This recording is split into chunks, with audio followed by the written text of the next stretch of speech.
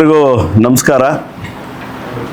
ಏನು ಪಂಚ ಗ್ಯಾರಂಟಿಗಳಲ್ಲಿ ಬಹುಮುಖ್ಯವಾದ ಗೃಹಜ್ಯೋತಿ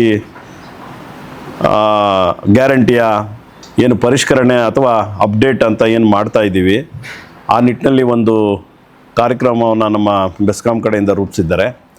ಇದರ ವಿಶೇಷತೆ ಏನು ಅಂದರೆ, ಭಾಳಷ್ಟು ಎಲಿಜಿಬಿಲಿಟಿ ಎಲಿಜಿಬಿಲಿಟಿ ಬರ್ತಾರೋ ಅವರು ಕೆಲವರು ವಂಚಿತರಾಗಿದ್ದಾರೆ. ಇನ್ನು ಕೆಲವರು ಯಾರು ಇದರ ಎಲಿಜಿಬಿಲಿಟಿ ಇಲ್ವೋ ಅಂಥವರೆಲ್ಲ ಪಡ್ಕೊತಾ ಇದ್ದಾರೆ. ಸರ್ಕಾರ ಇದನ್ನು ವಿಶೇಷದ ರೀತಿಯಲ್ಲಿ ಗಮನಿಸಿ ಇದನ್ನು ಮತ್ತೊಮ್ಮೆ ಅಪ್ಡೇಟ್ ಮಾಡಿ, ಯಾರು ನಿಜವಾಗಲೂ ಇದರ ಅವಶ್ಯಕತೆ ಇದೆ, ನಿಜವಾಗಲೂ ಫಲಾನುಭವಿಗಳಿದ್ದಾರೆ, ಅವ್ರಿಗೆ ಯಾರಿಗೂ ಕೂಡ ಮಿಸ್ ಆಗಬಾರ್ದು, ಅವ್ರಿಗೆಲ್ರಿಗೂ ಕೂಡ ಸಿಗಬೇಕು ಅನ್ನೋ ನಿಟ್ಟಿನಲ್ಲಿ ಒಂದಷ್ಟು ಡಾಕ್ಯುಮೆಂಟ್ಗಳನ್ನ ತೊಗೊಂಡು ಅಲ್ಲೇ ನಿಮ್ಮ ಮನೆ ಬಳಿಗೆ ಬರ್ತಾರೆ. ಏನು ಮೀಟರ್ ರೀಡರು ಅಥವಾ ಏನು ಬೆಸ್ಕಾಮ್ನ ಲೈನ್ ಮ್ಯಾನ್ ಇರ್ತಾರೆ, ಜೊತೆಗೆ ನಮ್ಮ ಕಮಿಟಿಯ ಸದಸ್ಯರು ಕೂಡ ಬಂದು ಅಲ್ಲಿ ಏನು ಮಾಹಿತಿ ಬೇಕಿದೆ ಅವ್ರು ತೊಗೊತಾರೆ, ಅಲ್ಲೇ ಆ್ಯಪಲ್ಲಿ ಅಪ್ಡೇಟ್ ಮಾಡ್ತಾರೆ. ಅವರು ಏನು ಡಾಕ್ಯುಮೆಂಟ್ಸ್ ಕೇಳಿದ್ದಾರೆ ಅಂದರೆ, ವಿದ್ಯುತ್ ಸರಬರಾಜು ಕಂಪನಿಯ ಹೆಸರು ಎಲ್ಲಿಂದ ಅಂದರೆ, ಈಗ ನಾವಿಲ್ಲಿ ಬೆಸ್ಕಾಮಿಂದ ಪಡ್ಕೊತಾ ಇದ್ದೀವಿ, ವಿದ್ಯುತ್ ಬಿಲ್ನ ಅಕೌಂಟ್ ನಂಬರು ಅಥವಾ ಕನ್ಸ್ಯೂಮರ್ ಐ ಡಿ ಅಂತ ಏನು ಹೇಳ್ತೀವೋ ಅದು, ಆಧಾರ್ ಸಂಖ್ಯೆ ಕೇಳ್ತಾರೆ, ಆಧಾರ್ ಕಾರ್ಡಲ್ಲಿರುವ ಫಲಾನುಭವಿ ಹೆಸರು, ಈ ಥರ 4-5 ಏನು ಅವಶ್ಯಕತೆ ಇದೆ ಮಾಹಿತಿನ ಅದನ್ನು ಪಡ್ಕೊಂಡು ನಿಮಗೆ ಅಲ್ಲೇ ಅಪ್ಡೇಟ್ ಮಾಡಿ ಇದು ಮಾಡ್ತಾರೆ. ದಯವಿಟ್ಟು ಇದನ್ನು ಎಲ್ಲರೂ ಕೂಡ ಪಡ್ಕೊಂಡು, ಯಾರು ಇದರ ಎಲಿಜಿಬಿಲಿಟಿ ಇದೆಯೋ ಯಾರು ಕೂಡ ಮಿಸ್ ಆಗಬಾರ್ದು. ಆಮೇಲೆ ಏನೀಗ ಇದುವರೆಗೂ ಕರ್ನಾಟಕ ಸರ್ಕಾರ ಪಂಚ ಗ್ಯಾರಂಟಿಗಳು ಕಾರ್ಯಕ್ರಮ ಕೊಟ್ಟಾದ ಮೇಲೆ ಇದುವರೆಗೂ ಗೃಹಜ್ಯೋತಿಯಲ್ಲಿ 62,843 ಜನ ಮುಳಬಾಗಿಲಿನ ತಾಲೂಕಿನಲ್ಲಿ ಈ ಮೀಟರ್ಸ್ ಏನಿದೆ ಇವರು ಅದರ ರಿಜಿಸ್ಟರ್ ಮಾಡಿ ಎಲಿಜಿಬಿಲಿಟಿ ಇದ್ದಾರೆ. ಅದರಲ್ಲಿ 61,343 ಜನ ಈಗಾಗಲೇ ಇದನ್ನು ಪಡಿತಿದ್ದಾರೆ.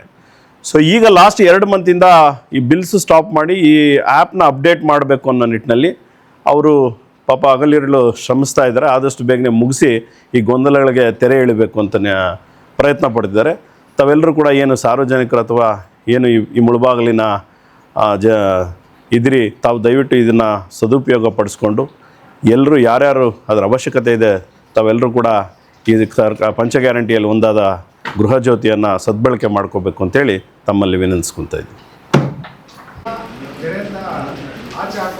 ಗೋಕುಂಟೆ ಎಲ್ಲ ಮರ ಎಲ್ಲ ಕಟ್ ಮಾಡಿದ್ವಿ, ಜಂಗಲ್ ಕಟ್ಟಿಂಗ್ ಎಲ್ಲ ಮಾಡಿದ್ವಿ. ಹಾಗಾದರೆ ಪೂರ್ತಿ ಕಟ್ ಮಾಡಿಲ್ಲ, ಲೈನಿಗೆ ಟಚ್ ಆಗಿ ರಂಬೆ ಮಾತ್ರ ಕಟ್ ಮಾಡಿದ್ವಿ. ಯಾವುದೋ ಅವೇರ್ನೆಸ್ ಕೊಡಿ ಸರ್. ನಾಗ ಅಲ್ಲೂ ಮಾಡಿರ್ತಾರೆ. ಮೈನ್ ಲೈನ್ ಟಚ್ ಆಗಿರೋದು ಮಾತ್ರ ಕಟ್ ಮಾಡ್ತೀವಿ, ಎಲ್ಲ ಕಟ್ ಮಾಡೋಕ್ಕೆ ಹೋಗೋದಿಲ್ಲ ಸರ್. ನೆಕ್ಸ್ಟ್ KSRTC ಅವರು ಏಪ್ರಿಲ್ ತಿಂಗಳಿನಲ್ಲಿ ಪ್ರಯಾಣಿಕರ ಸಂಖ್ಯೆ ಕಡಿಮೆ ಆಗಿರ್ತದೆ ಎಂದು ಹಾಗೂ ತಿಪ್ಪದಡ್ಡಿ ಗ್ರಾಮಕ್ಕೆ ಬಸ್ ಸೌಲಭ್ಯ ಕಲ್ಪಿಸಲಾಗಿದೆ ಅಂತ ಹೇಳಿದರು. ಉಚಿತ ಬಸ್ ಪಾಸ್ಗಳು 409 ಗ್ರಾಮ ಕೇಂದ್ರಗಳ ವಿತರಣೆ ಆಗಿರ್ತದೆ ಎಂದು, ಉಚಿತ bus pass, Aadhaar card, photo, ಶಾಲೆ ಸಭಾಂಗಣದಲ್ಲಿ ಗ್ಯಾರಂಟಿ ಯೋಜನೆ ಅನುಷ್ಠಾನ ಹೇಳಿದ್ದು. ಕಾಲೇಜು ರಸೀದಿ ಇತರೆ ದಾಖಲೆ ಸಲ್ಲಿಸಲು ಕಾಲೇಜು ವಿದ್ಯಾರ್ಥಿಗಳಿಗೆ 60 ಕಿಲೋಮೀಟರ್ ವ್ಯಾಪ್ತಿ ಇದ್ರ ಕೇಳಿದರು. ಮತ್ತು ದುಕ್ಸಂದ್ರ ಇದ್ರ ಬಸ್ ಸೌಲಭ್ಯ ಕೇಳಿದರು. ಕಲ್ಪಿಸಲಾಗಿದೆ ಸರ್. ಹೋಗ್ತಾ ಇದೆಯಾ? ಆಗಿದೆ, ಇಲ್ಲ ನಾನೇ ಫೋನ್ ಮಾಡಿ ಹೇಳಿದ್ದೀನಿ.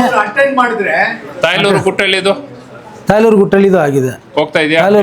ತಾಯ್ಲೂರು ಹೋಗ್ಲಿ ಬೆಳಗ್ಗೆ 9 ಗಂಟೆಗೆ ತಾಯ್ಲೂರಿಂದ ಗುಟ್ಟಳ್ಳಿ, ಮತ್ತೆ ಸಂಜೆ 4:15ಗೆ ಗುಟ್ಟಳ್ಳಿಯಿಂದ ತಾಯ್ಲೂರಿಗೆ 2 ಟ್ರಿಪ್ಪು ಕೊಟ್ಟಿದ್ವಿ ಸರ್. ತಾಲೂಕಿನಾದ್ಯಂತ KSRTC ಏನು ಕಂಪ್ಲೇಂಟ್ ಇದ್ರು ಹೇಳಿದ್ರೆ ಅಟೆಂಡ್ ಮಾಡ್ತಾರೆ, ಇಮಿಡಿಯೇಟ್ ರೆಸ್ಪಾನ್ಸ್ ಮಾಡ್ತಾರೆ. ಅಲ್ಲ, ಕೆಲಸ ಆಗಿದ್ರೆ ಸಂತೋಷ ಸರ್. ಬಸ್ ಬಂದಿದೆ, ವಿರೋಧ public service sir. Food June 17ರಿಂದ 29ರವರೆಗೂ ವಿತರಣೆ ಮಾಡಿರ್ತೀರಿ, ಅದು ಆನ್ಲೈನ್ ತಂತ್ರಾಂಶದಲ್ಲಿ ಕಂಡು ಬಂದಿರುತ್ತೆ ಅಂತ ಹೇಳಿದ್ರಿ. ಇದ್ರ ಬಗ್ಗೆ ಮತ್ತೆ ನ್ಯಾಯಬೆಲೆ ಅಂಗಡಿಗಳಿಗೆ ಭೇಟಿ ನೀಡಿ ಇದನ್ನ ಕ್ರಮ ತಗೋಬೇಕು ಅಂತ ಹೇಳಿದ್ರು. ಏನು ಮಾಡಿದ್ರಿ?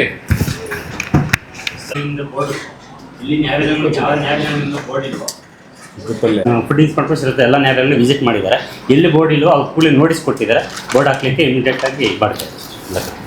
ಈಗ ಗೋಕುಂಟೆದು ಜೂನ್ 17ರಿಂದ 29ರವರೆಗೂ ವಿತರಣೆ ಮಾಡಿದ್ರಿ ಅಂದ್ರು. ಅದೇ ಮೀಟಿಂಗ್ ಮುಗಿದ ನಂತರನೇ ಮೊನ್ನೆ ಅಧ್ಯಕ್ಷರು ಮತ್ತೆ ನಿಮ್ಮ ಫುಡ್ ಆಫೀಸರ್ ಶಿಸ್ದಾರ್ಗನ ಹೋಗಿ ಅಲ್ಲಿ ಆ ಥರ ಆಗಿಲ್ಲ ಅಂತೇಳಿ ಕ್ರಮ ಆಗಿದೆ. ಗೋಕುಂಟೆ ನ್ಯಾಯಬೆಲೆಗಳಿಗೆ ಸಂಬಂಧಪಟ್ಟಂಗೆ ಸರ್ ಸ್ಪಾಟ್ ವೆರಿಫೈ ರಿಪೋರ್ಟು ಕೊಟ್ಟಿದ್ರೆ ಅದು ಸಂಬಂಧಪಟ್ಟ ತಹಶೀಲ್ದಾರ್ ಕಡೆಯಿಂದ ನೋಟಿಸು ಕೊಟ್ಟಿದೆ ಸರ್. ಸಂಬಂಧಪಟ್ಟ ನ್ಯಾಯಬೆಲೆಗಳಿಗೆ ನೋಟಿಸ್ ರಿಪ್ಲೈ ಕೊಟ್ಟರೆ ಅದು ಸಂಬಂಧಪಟ್ಟಂಗೆ ಈಗ ಏನು ನೋಟಿಸ್ ರಿಪ್ಲೈ ಕೊಟ್ಟಿದ್ರು, ಏನು ವರದಿ ಮಾಡಿದಾರೋ ಅದು ಸಂಬಂಧಪಟ್ಟ ನಾನು ಮೇಲೆ ಅದಕ್ಕೆ ಉಪನಿರ್ದೇಶಕ ರಿಪೋರ್ಟ್ ರೆಡಿ ಮಾಡಿಸ್ಬೇಕು, ರಿಪೋರ್ಟ್ ಕೊಡ್ತೀವಿ, ಸಬ್ಮಿಟ್ ಮಾಡ್ತಾ ಇದ್ದೀವಿ.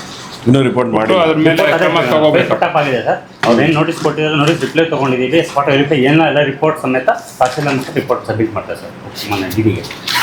ಸರಿ, ಅನುಷ್ಠಾನ ಸಮಿತಿ ಅಧ್ಯಕ್ಷರೇ, ಸದಸ್ಯರೇ, ಕಾರ್ಯನಿರ್ವಹಣಾಧಿಕಾರಿಗಳೇ ಹಾಗೂ ಎಲ್ಲ ತಾಲೂಕು ಮಟ್ಟದ ಅಧಿಕಾರಿಗಳೇ, ಪತ್ರಿಕಾ ಮಾಧ್ಯಮದವರೇ, ಈ ಒಂದು ದಿನ ಗೃಹಲಕ್ಷ್ಮಿ ಯೋಜನೆಗೆ ಸಂಬಂಧಪಟ್ಟಂತೆ ನಮ್ಮ ತಾಲೂಕಿನಲ್ಲಿ ಏಪ್ರಿಲ್ 2025 ಆನ್ಲೈನಲ್ಲಿ ನಮಗೆ ಮಾಹಿತಿ ಇದೆ ಎಷ್ಟು ಫಲಾನುಭವಿಗಳಿಗೆ ಈ ಯೋಜನೆದು ಒಂದು ಅನುಕೂಲ ಸಿಕ್ಕಿದೆ ಅಂತ. ಮೇ ತಿಂಗಳದ್ದು ಬಿಲ್ ಆಗಿದೆ, ಬಟ್ ಇನ್ನು ಆನ್ಲೈನಲ್ಲಿ ಅಪ್ಡೇಟ್ ಆಗಿಲ್ಲ ಅಂತ ನಮಗೆ ಮಾಹಿತಿ ಕೊಟ್ಟಿದ್ದಾರೆ ಡಿಸ್ಟ್ರಿಕ್ಟ್ ಹೆಡ್ ಕ್ವಾರ್ಟರ್ಸಿಂದ. ಪ್ರತಿ ತಿಂಗಳ ಪ್ರತಿ ಬಿಲ್ಗೂ ನಮ್ಮ ತಾಲೂಕಿಂದ ಹೆಚ್ಚಾಗ್ತಾನೆ ಇದೆ ಬೆನಿಫಿಷಿಯರೀಸ್ನ ನಾವು ಕವರ್ ಮಾಡ್ತಾ ಇರುವಂಥದ್ದು. ಅದೇ ರೀತಿ ಮುಳಬಾಗ್ಲಲ್ಲಿ ಇಡೀ ಜಿಲ್ಲೆನಲ್ಲಿ ಮುಳಬಾಗ್ಲಲ್ಲೇ ಹೈಯೆಸ್ಟ್ ಬೆನಿಫಿಷಿಯರೀಸ್ನ ನಾವು ಕವರ್ ಮಾಡಿದ್ದೀವಿ.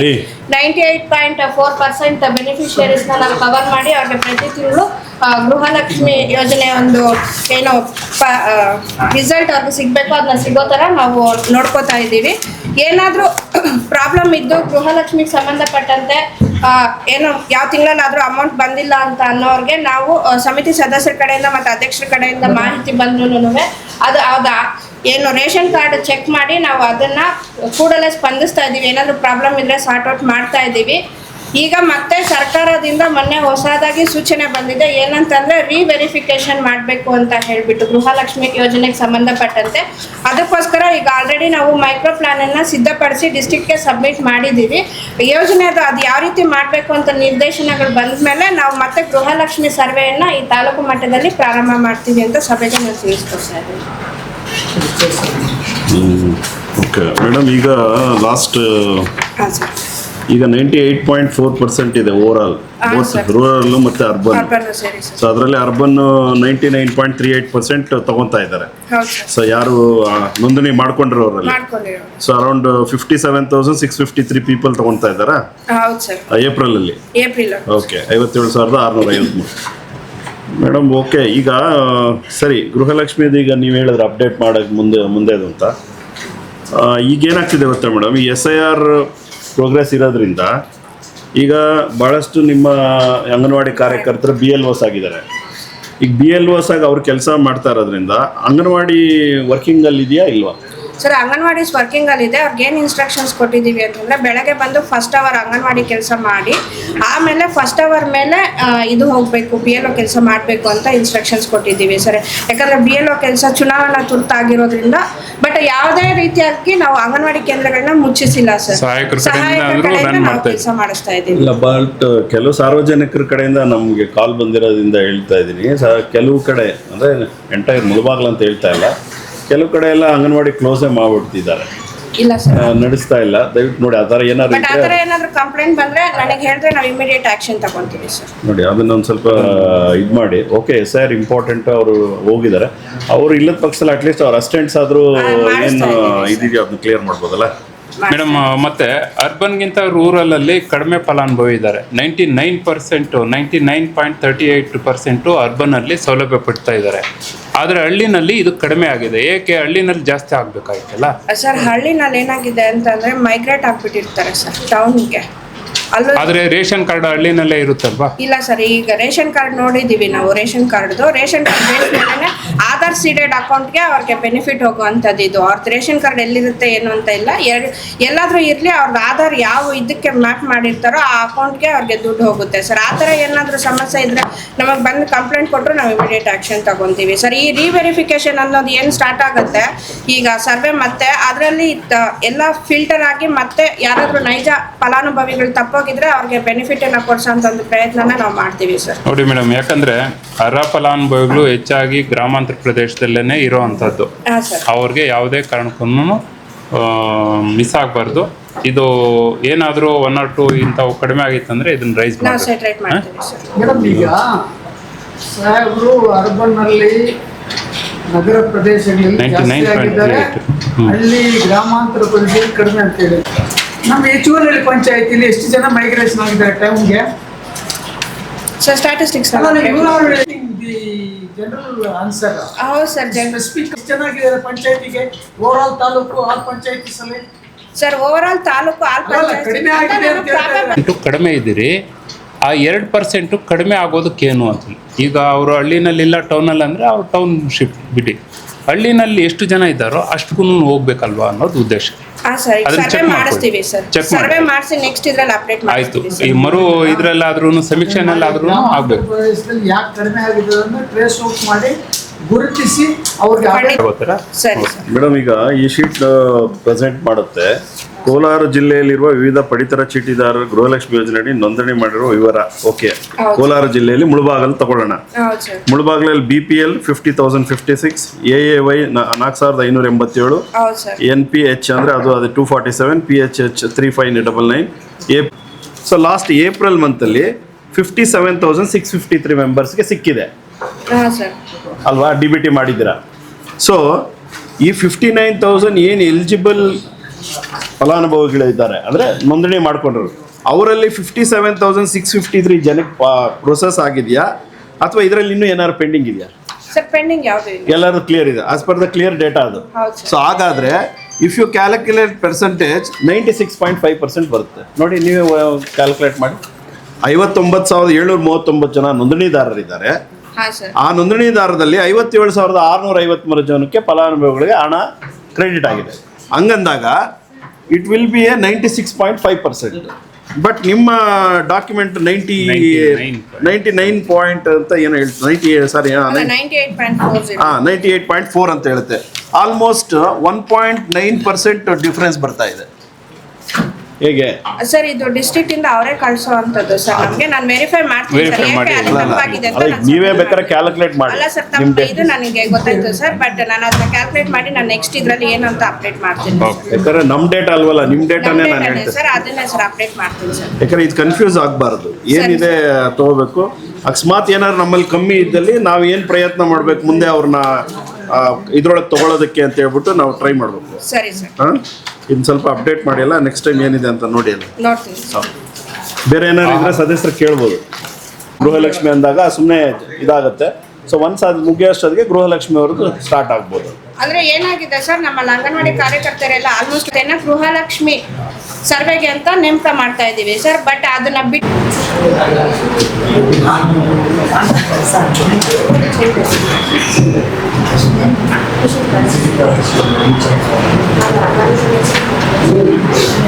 ಹೊಸದಾಗಿ ಬಂದಿದೆ, ಮುಳಬಾಗ ತಾಲೂಕು ಪೊಲೀಸ್ ಇನ್ಸ್ಪೆಕ್ಟರ್ ಹೊಸದಾಗಿ ಬಂದಿದ್ದೀನಿ, ಸುನೀಲ್ ಕುಮಾರ್ ಅಂತ.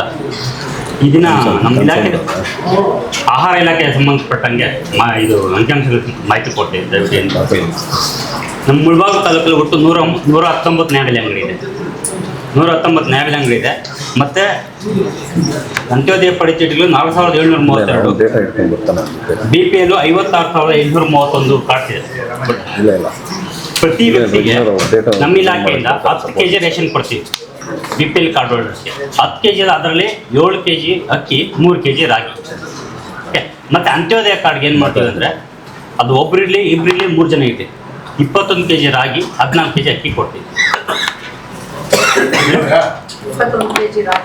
21 kg ರಾಗಿ, 14 kg ಅಕ್ಕಿ ಅಂತ್ಯೋದಯ ಕಾರ್ಡ್.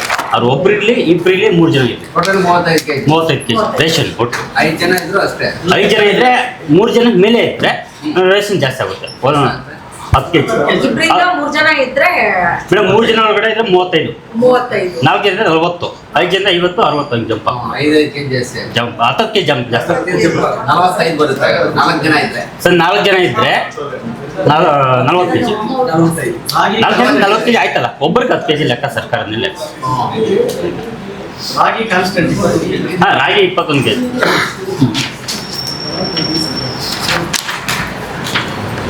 ಸರ್ ನಮ್ಮಲ್ಲಿ ಅಂತ್ಯೋದಯ ಕಾರ್ಡಲ್ಲಿ 18,602 ಜನ ಫಲಾನುಭವಿಗಳಿದ್ದಾರೆ ಸರ್.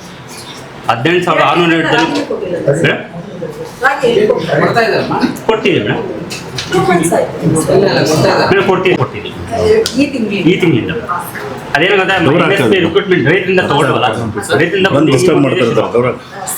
ಯಾರನ್ನೂ ಬಿಡ್ಬೇಡ ಅವ್ರು ಯಾರು ಮತ್ತು BPL ಕಾರ್ಡಲ್ಲಿ 2,20,2,0834 ಫಲಾನುಭವಿಗಳಿಗೆ ಪ್ರತಿ ತಿಂಗಳು 10 kg ಥರ ತಲುಪ್ತಾ ಇದೆ. ಏನೇ ಡೌಟ್ ಇದೆ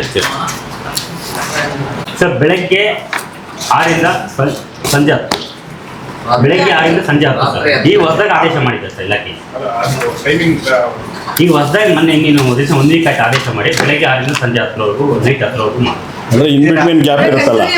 ಎಷ್ಟು ದಿನ ಹೊಸ ದಿನ ಹೊಸ ರೂಲ್ ಕಂಪಲ್ಸರಿ. ಈಗ ಹೊಸ ರೂಲ್ಸ್ ಇನ್ನ ಇಂಪ್ಲಿಮೆಂಟ್ ಮಾಡ್ತಾ ಇದ್ದಾರೆ. ಓಪನ್ ಇರ್ಬೇಕಾ ಮಾರ್ನಿಂಗು 10 o'clock ನೈಟ್ 10 ಮೇಡಮ್.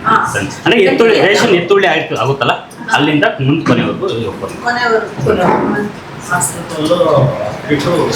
ಮುಗಿಯುವವರು ಅದ್ರ ಪ್ರಕಾರ ಇಶ್ಯೂ ಆಗುತ್ತೆ.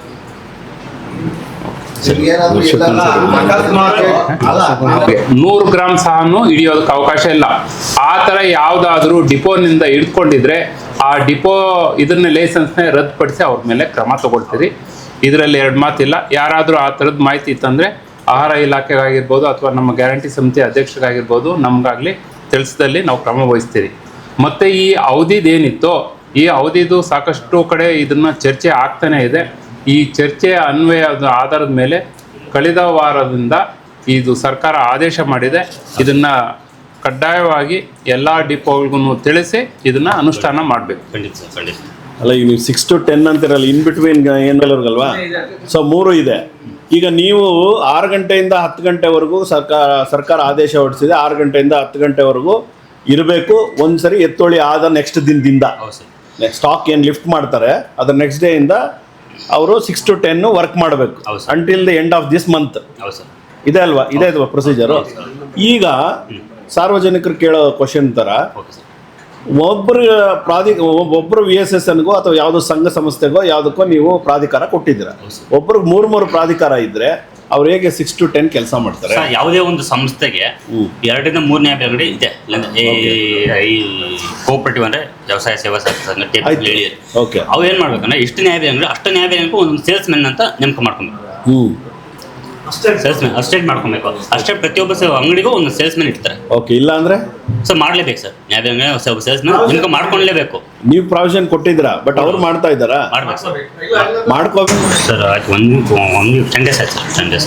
ಓಕೆ, ಇದು ನೋಡಿ ಇದರ ನೈಟು ಡಿಸ್ಟ್ರಿಬ್ಯೂಷನ್ ಏನು ಮಾಡ್ತಾ ಇಲ್ಲ, ಬರೀ ತಮ್ಮ ಮಾತ್ರ ತಗೊತಾ ಇದ್ದಾರೆ. ಹಾಂ ಸರ್. ಸರ್ ಯಾವ ನ್ಯಾಯ ಬೇಕು ಸರ್?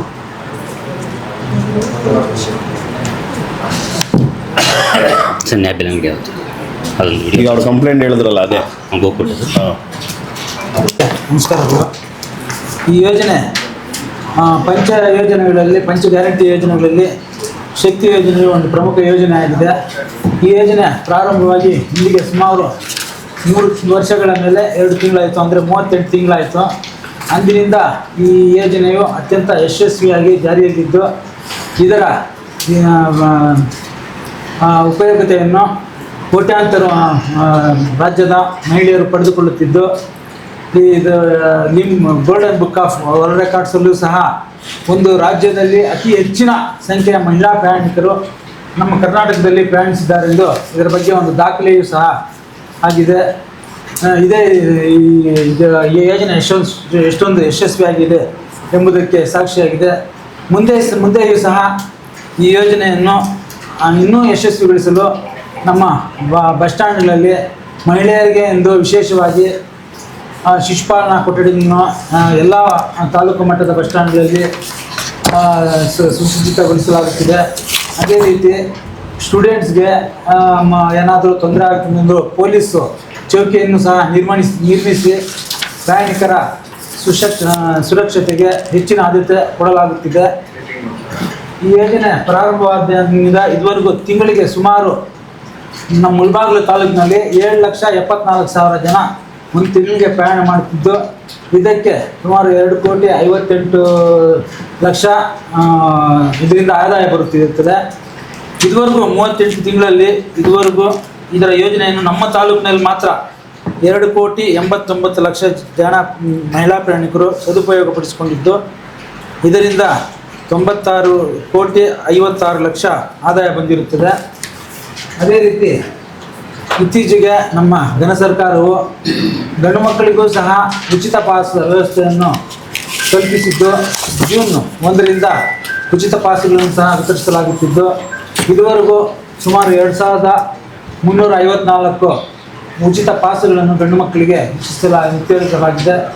ಅದೇ ರೀತಿ ಮುಂದೆಯೂ ಸಹ ಯಾವುದೇ ರೀತಿಯ ಅಡಚಣೆಗಳು ಹಾಗೂ ತೊಂದರೆ ಆಗದಂತೆ ಇನ್ನೂ ಹೆಚ್ಚಿನ ಕ್ರಮ ಕೈಗೊಂಡು ಎಲ್ಲರಿಗೂ ಅನುಕೂಲ, ಗಂಡು ಮಕ್ಕಳಿಗೆ ಪಾಸ್ ವಿತರಿಸಲು ವಿಶೇಷವಾಗಿ ಒಬ್ಬ ನಿಯಂತ್ರಕರನ್ನು ನಿಯೋಜಿಸಿ ಅನುಕೂಲ ಮಾಡಿಕೊಡಲಾಗುತ್ತಿದೆ. ಅದೇ ರೀತಿ ಕಳೆದ ಗ್ಯಾರಂಟಿ ಕಮಿಟಿ ಸಭೆಯಲ್ಲಿ ಚರ್ಚಿಸಿದಂತೆ ದುಗ್ಧ ಸಂಗ್ರಹ ಗ್ರಾಮಕ್ಕೆ ಸಂಜೆ 6 ಗಂಟೆಗೆ ಸಾರಿಗೆ ವ್ಯವಸ್ಥೆಯನ್ನು ಕಲ್ಪಿಸಲಾಗಿದೆ. ಹಾಗೂ ತಾಯೂರು ಗುಟ್ಟಳ್ಳಿ ಮಾರ್ಗದ ಮುಖಾಂತರ ಬೆಳಗ್ಗೆ 9 ಗಂಟೆಗೆ ಮತ್ತು ಸಂಜೆ 4:30 ಗಂಟೆಗೆ ಒಂದು ಸುತ್ತುವಳಿಯನ್ನು ಕಲ್ಪಿಸಲಾಗಿದೆ. ಅದೇ ರೀತಿ ಇದು ತಿದ್ದೊಡ್ಡಿಗೂ ಸಹ ಸಾರಿಗೆ ವ್ಯವಸ್ಥೆಯನ್ನು ಕಲ್ಪಿಸಲಾಗುತ್ತಿದೆ. ಇನ್ನೂ ಸಹ ಬಸ್ಗಳ ಸ್ವಲ್ಪ ಕೊರತೆ ಇದೆ, ಆದರೂ ಸಹ ಹೊಸ ಬಸ್ಸುಗಳು ಬರ್ತಾ ಇದೆ ಘಟಕಕ್ಕೆ. ಇದುವರೆಗೂ 5 ವಾಹನಗಳು ಬಂದಿವೆ, ಇನ್ನೂ 5 ವಾಹನಗಳು ನೀಡುತ್ತೇವೆ ಎಂದು ನಮ್ಮ ಹಿರಿಯ ಅಧಿಕಾರಿಗಳು ಹೇಳಿದ್ದಾರೆ. ಆಗ ನಮ್ಮ ಗ್ಯಾರಂಟಿ ಕಮಿಟಿ ಅನುಷ್ಠಾನ ಸಮಿತಿಯ ಅಧ್ಯಕ್ಷರು ಸಹ ನಮಗೆ ಕೆಲವು ಸಲಹೆಗಳು ನೀಡಿದ್ದಾರೆ. ಇನ್ನೂ ಕೆಲವು ಕಡೆ ಸಾರಿಗೆ ವ್ಯವಸ್ಥೆ ಬೇಕಾಗಿದೆ, ಅದರ ವ್ಯವಸ್ಥೆ ಕಲ್ಪಿಸ್ಕೊಡಿ ಎಂದು. ಮುಂದೆ ಸಹ ಇದನ್ನು ಪರಿಶೀಲಿಸಿ ಕ್ರಮ ಕೈಗೊಂಡು ಎಲ್ರಿಗೂ ಅನುಕೂಲ ಮಾಡಿಕೊಡುತ್ತೇವೆ. ಸ್ವಲ್ಪ ಗಮನಿಸಿ. ಲೋಕೇಶ್ ಸಿಂಗ್, ಆಯ್ತು ಸರ್, ಹೇಳ್ತೀನಿ. ಹೇಳಿದ್ದೀನಿ ಆಲ್ರೆಡಿ, ನೆಕ್ಸ್ಟ್ ಆ ಥರ ರಿಪೀಟ್ ಆಗೋದು. ಆಯ್ತು ಸರ್. ಅಲೋ ಮಾಡಲ್ಲ ಅಂತ ಮಾಲೂರಿಂದ ಕೋಲಾರ ಬರುವಾಗ ಅದು ಇನ್ಸ್ಟೇಟ್ ಇದ್ರು ಮಾಲೂರು ಹೋಗುತ್ತೆ ಅಂತ ಹೇಳ್ಬಿಟ್ಟು ಕಂಪ್ಲೇಂಟ್ಸ್ ಬರ್ತಾ ಇದೆ ಅಂತ ಹೇಳಿದ್ದಕ್ಕೆ ಅವರೇ ಒಂದು ಲೆಟರ್ ಬರೆದು ನಮ್ಮ CTMಗೆ, ಚೀಫ್ ಟ್ರಾಫಿಕ್ ಮ್ಯಾನೇಜರ್ ಲೆಟರ್ ಬರೆದು ಅದು ಪ್ರಾಬ್ಲಮ್ ಸಾಲ್ವ್ ಆಗಿದೆ, ಎಲ್ಲ ಗಾಡಿ ಒಳಗಡೆ ಬರುತ್ತೆ. ಅಪ್ಪಿತಪ್ಪಿ ಈ ವೀಕೆಂಡ್ಸ್ ಅಂದರೆ ಭಾನುವಾರ ಫುಲ್ ಸ್ಟ್ಯಾಂಡಿಂಗ್ ಇದ್ದಾಗ ಅಪ್ಪಿತಪ್ಪಿ ಒಬ್ಬರು ಹೋಗ್ತಾರೆ, ಅದನ್ನ ಬಿಟ್ಟರೆ ಎಲ್ಲ ಗಾಡಿ ಬರುತ್ತೆ ಸರ್. ಪಾಯಿಂಟ್ಸ್ ಇದೆ, ಅದಕ್ಕೆ 2 ಥರ ಆಪ್ಟ್ ಮಾಡ್ಬೋದು. ಒಂದು ಬಸ್ಸು ಎಂಟೈರ್ ಮುಳಬಾಗಿಲಿನಲ್ಲಿ ಇರುವಂಥ ಏನು ದೇವಸ್ಥಾನನೋ ಟೂರಿಸಂ ಸ್ಪಾಟ್ಸು ಏನಿದೆಯೋ ಪ್ಯಾಕೇಜ್ ಸರ ಒಂದು 9:30ಗೆ ಇಲ್ಲಿ ಸ್ಟಾರ್ಟ್ ಆಗಿ ಮುಗಿಸ್ಕೋಬೋದು. ಸಾಟರ್ಡೆ ಸಂಡೇ ಮಾಡಿದ್ರೆ ನಡೀತದೆ, ರಜಾ ದಿವಸ ಮಿಕ್ಕಿದ ದಿವಸ ಇಲ್ದಿರೋರು ಅದು ಎಂಟೈರ್ ಮಾಡ್ಕೊಂಡು ಬಂದು ವಾಪಸ್ ಮುಳಬಾಗ್ಲಲ್ಲಿ ಬಿಡೋ ಥರ ಒಂದು. ಎರಡನೇದು, ಈಗ ರೆಗ್ಯುಲರ್ ಆಗಿ ಕುರುಡುಮಲೆ ಗರುಡ ದೇವಸ್ಥಾನ, ಇನ್ನು ಈ ಆಂಜನೇಯನ ಗುಡಿ, ಈಗ ಆಂಜನೇಯನ ಗುಡಿ ಮುಗಿಸ್ಕೊಂಡು ಕುರುಡುಮಲೆಯಿಂದ ಗರುಡ ದೇವಸ್ಥಾನ, ಇದು ತುಂಬ ರಶ್ ಇರುತ್ತೆ. ಭಾಳಷ್ಟು ಜನ ಬಂದು ಹೋಗ್ತಾ ಇದ್ದಾರೆ. ಅವ್ರಿಗೆ ಬಸ್ ಫೆಸಿಲಿಟೀಸು ಪ್ರಾಬ್ಲಮ್ ಇದೆ. ಈಗಾಗಲೇ ನಿಮ್ಮ ಹತ್ರ ಡಿಸ್ಕಸ್ ಮಾಡ್ದಂಗೆ ಒಂದು ವೆಹಿಕಲ್ಲು ಮುಳಬಾಗ್ಲಲ್ಲಿ ಬಿಟ್ಟರೆ ಇನ್ನೊಂದು ವೆಹಿಕಲಲ್ಲಿ ಎಲ್ದೂರಲ್ಲಿ ಬಿಡೋ ಥರ ಮಾಡಿ, ಮುಳಬಾಗ್ಲಿಂದ ಆಂಜನೇಯನ ಗುಡಿಗೆ ಕುರುಡುಮಲೆಗೆ ಬಂದು ಕುರುಡುಮಲೆಯಿಂದ ಕನಸಂದ್ರ ಗುಜಮಾಂಡಳ್ಳಿ ಮುಗಿಸ್ಕೊಳ್ಳೋ ಅಷ್ಟೊತ್ತಿಗೆ ಇವ್ರು ಪೂಜೆ ಮುಗಿಸ್ಕೊಂಡು ಅದೇ ಗಾಡಿಗೆ ಹತ್ತಿ ಮತ್ತೆ ಬರ್ಬೋದು. ಅಟ್ಲೀಸ್ಟ್ ಎರಡು ಸಿಂಗಲ್ ಆದರೂ ಮಾಡಿದ್ರು ಸದ್ಯಕ್ಕೆ. ಆಮೇಲೆ ಬೇಕಾದ್ರೆ ಜನ ಏನಿರ್ತಾ ಅದ್ರ ಮೇಲೆ ನೀವು ನಿರ್ಣಯ ತಗೋದು. ಇದು ನಿಮಗೂ ಒಳ್ಳೇದೇ, ಪ್ಲಸ್ ನಾವು ಅಲ್ಲಿ ದೇವಸ್ಥಾನಕ್ಕೆ ಅನುಕೂಲ, ಸರ್ವಿಸ್ ಕೊಟ್ಟಂಗಾಗುತ್ತೆ, ಜನರಿಗೂ ಸರ್ವಿಸ್ ಹೌದು ಹೌದು ಖಂಡಿತ ತಮ್ಮ ಸಲಹೆಯನ್ನು ನಮ್ಮ ಆಮೇಲೆ ಈವನ್ ಅದ್ರ ಮಜರಾಯಿಲ್ ಆದಷ್ಟು ಬೇಗ ಒಂದು ವ್ಯವಸ್ಥೆ ಮಾಡಿ ಅನುಕೂಲ ಆಗುತ್ತೆ. ಖಂಡಿತ ಇವಾಗ ಸದ್ಯಕ್ಕೆ ಚಾರ್ಜಿಂಗ್ ಪಾಯಿಂಟ್ ಸ್ವಲ್ಪ ಲೇಟ್ ಆಗುತ್ತೆ. ಚಾರ್ಜಿಂಗ್ ಪಾಯಿಂಟ್ ಇರಲಿ, ಮೇಂಟೆನೆನ್ಸ್ ಇರಲಿ, ಅದ್ರ ಬಗ್ಗೆ ವಿಶೇಷವಾಗಿ ತರಬೇತಿ ಇರಬೇಕು ಮೆಕ್ಯಾನಿಕ್ಸ್ಗೆ. 193 ಗೃಹ ಜ್ಯೋತಿ ಕನ್ಸಂಪ್ಷನ್ ಒಂದು ಸ್ವಲ್ಪ ಜೋರಾಗಿ ಹೇಳಿ ಸರ್. 1%